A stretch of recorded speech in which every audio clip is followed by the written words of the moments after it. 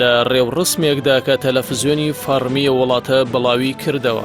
ئایەتوڵا خامنەیی ڕێبەری باڵای کۆماری ئیسلامی ئێران ئیبراهیم ڕەئیسی وەک سەرۆک کۆماری نوێ ڕاستپارد و ڕاشیگەیاند پێویستە بە زووترین کات حکوومەتی نوێ پێک بهێنرێت چونکە چارەسەری کێشەکانی وڵات دواکەوتنی زیاتر هەڵناگرێت. مۆدێلێ حۆکمڕانیە ئیبراهیم ڕەئیسی سەرۆک کۆماری ئێران ڕایگەیاند هەوڵی چارەسەری کورتێنانی بودجە و هەڵاوسان و ڕوبەڕووبوونەوەی کۆرۆنا لە ئەولەویەتی کارەکانی حکوومەتەکەی دەبێت چونکە خەڵکی ئێران لەم هەڵبژاردنەی کۆتایی پەیامی ئەوەیاندا کە لەگەڵ گۆڕینی بارودۆخی ئابووریدان ڕەئیسی وتیشی کە چاودێری هەڵگرتنی سزاکان دەکەین بەڵام نامانەوێت دۆسەی ئابووری بە سزاکانەوە ببەستینەوە.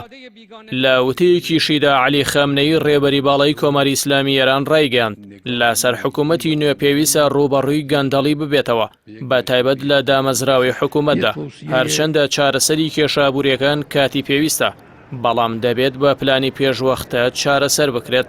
خامنەیی وتیشی کە دوژمنان لە جەنگێکی دەرونیدان لەگەڵ گەلیێران و جەنگێکی گەورەی میدیاییان بەرامبەر دەست پێکردوین.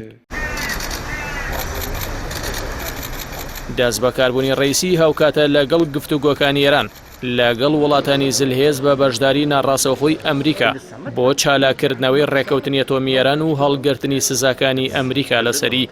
ئیبراهیم ڕەئیسی تەمەن 6 ساڵ لە هەڵبژاردنەکانی نۆزەی حوزەیرانی ئەم ساڵدا توانی 7,800,000 دەنگ بەدەست بهێنێت کە دەکاتە لە 162 دەنگەکان. بڕیارە ڕۆژی پێنجشەممە لە بەردەم پەرلەماندا سوێندی یاسایی بخوات و پاڵێوراوانی پۆستە وەزاریەکانی پێشکەش بکات بۆ متمانە پێدان و دەست بەکاربوون. نیزامەدین موسەوی وتەبێژی دەستەی سەرۆکایەتی پەرلەمانی ئێران ڕایگەیاند 73 وڵات ئامادەیی خۆیان بۆ بەشداری لە ڕێوڕسمی سوێن خواردنی ڕەئیسی ڕاگەیاندووە. موسەوی وتیشی 10 سەرۆکی وڵات و 20 سەرۆک پەرلەمان و 11 وەزیری دەرەوە و 10 وەزیری دیکە و نوێنەری حکوومەت و سەرۆکایەتی پەرلەمانی وڵاتان لە نێو ئەو بەرپرسانەدان کە ژمارەیان 115 کەسە. باپی لێدوان و زانیاریە بڵاوکراوەکان لە هەرێمی کوردستانیشەوە ڕێواز فایق سەرۆکی پەرلەمان بەشداری لەو مەراسیمەدا دەکات.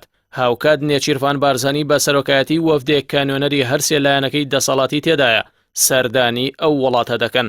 بە وتەی وتەبێژەکەی پەرلەمانی ئێران جگە لەو بەرپرسانە بەرپرسانی 11 ڕێکخراوی نێودەوڵەتی و ئیقلیمی و نوێنەری ئەمینداری گشتی نەتەوە یەکگرتووەکان و سەرۆکی ئۆپیک و بەرپرسانی یەکێتی پەرلەمانی نێودەوڵەتی و یەکێتی ئەوروپا و ئۆراسیا و یەکێتی پەرلەمانانی وڵاتانی ئیسلامی و ئاسیایی لەو مەراسیمەدا بەشداری دەکەن. لای خۆشیەوە وتەبێژی وەزارەتی دەرەوەی ئیسرائیل نیگەرانی لەبارەی بەشداری نوێنەری یەکێتی ئەوروپا لە مەراسیمی دەست بەکاربوونی سەرۆک کۆماری نوێ ئێران ڕاگەیاند.